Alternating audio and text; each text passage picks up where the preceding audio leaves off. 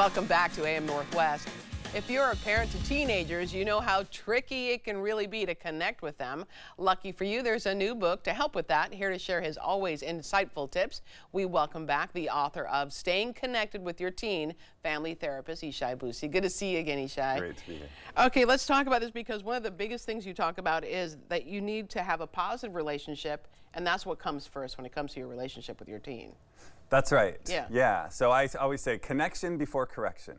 Okay. So often with part of parenting is there's so much that has to get done, and we're doing a lot of correcting. Like, can you pick up your clothes? Can you get your chores done? Did you get your homework done? You're late. Time for dinner. Got to do this, got to do that. And we're like, and that's part of it, but we can get caught up and forget that connection comes first. If all we're doing is correcting, they tune us out, they get resentment, we get frustrated, we get stressed. So having a positive relationship has to be the foundation of everything we do. That totally makes sense. And then you say it's also important to manage your nonverbal communication, because I can see what parents do with their teenagers. You know, totally. The rolling the eyes. This is true in any kind of relationship, That's adult so relationships. True. Yeah. But teenagers particularly, and especially our own kids, they're so used to us, they're around us so much, that they see our nonverbals long before they hear any words coming out of our mouth.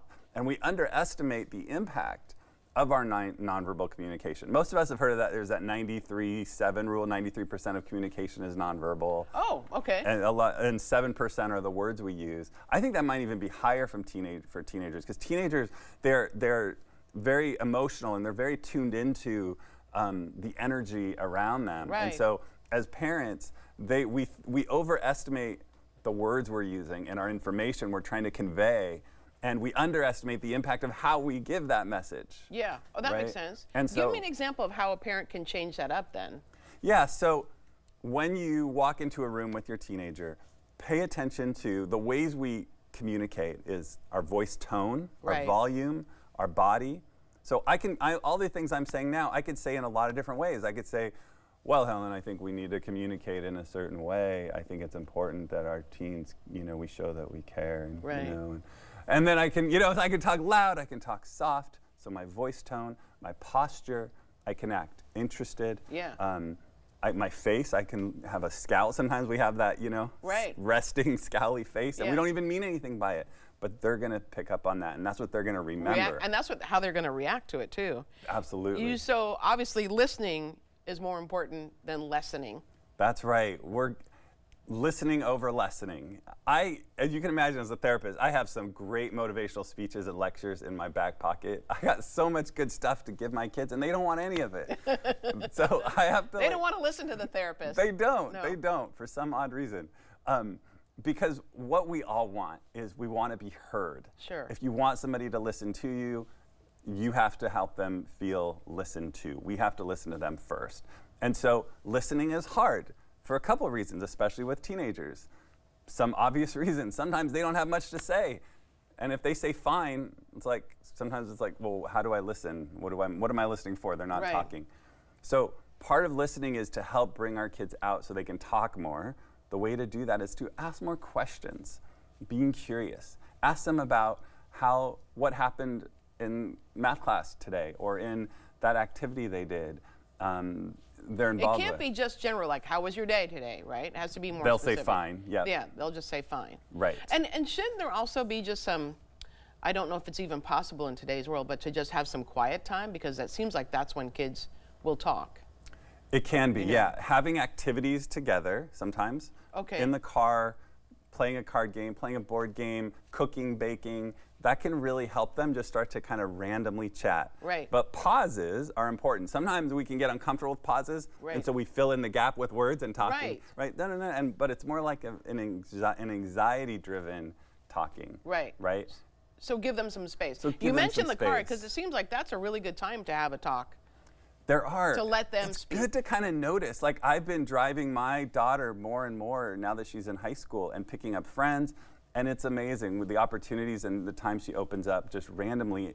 But pauses are really helpful. Okay. So finding the right time and place. Yeah, and finding the right time and place. And then keeping it short and sweet. Yeah. So we sometimes think that, okay, I have this opportunity. I've got 10 minutes, 20 minutes with my kid. We're gonna really connect and I'm gonna really talk. I'm gonna ask them about their life. What are you interested in? We're gonna bond. Well, they might not be feeling it in that moment. Yeah. A lot of it is we gotta meet them on their terms. And sometimes we think we need like a lot of time, but a minute here, 30 seconds there. I will do a thing with my daughter where if she's in her room a lot, I call it the 2-minute drill. Kind of like in football. Yeah. The 2-minute drill is you just had some football players. Right. On. You have 2 minutes to get to the end of the field to score. So you have to be efficient, you have to be quick, right? You have to be very on point.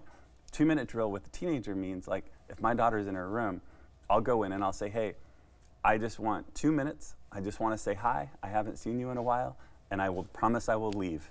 And she knows there's a deadline. She knows I will leave. So she knows, oh good, it'll be over in a It'll be little over. bit. And so I'll do that and I'll talk in a really positive way. I'm not bringing up the messy room or the bad smell. I'm just connecting. And sometimes it goes really well and I'm thinking to myself, oh, maybe this turns into 5 or 10 minutes. Like she's talking to me, this is working. And then she'll inevitably be like, Time's okay, up. it's been time up. It's been 2 minutes. That's so great. Fair enough, fair enough. And quickly, affection is super important. Yes, Physical affection. We know this. Physical touch impacts the way we perceive pain, emotional and physical pain from someone we care about. Yeah. But respect the boundaries of your kids. So some kids are really sensitive to touch, so we have to respect that. But it could be a hand on the shoulder, a fist bump, a high five, a limp hug. But physical touch of some sort is really important. And pets count too. Sometimes our kids need physical touch.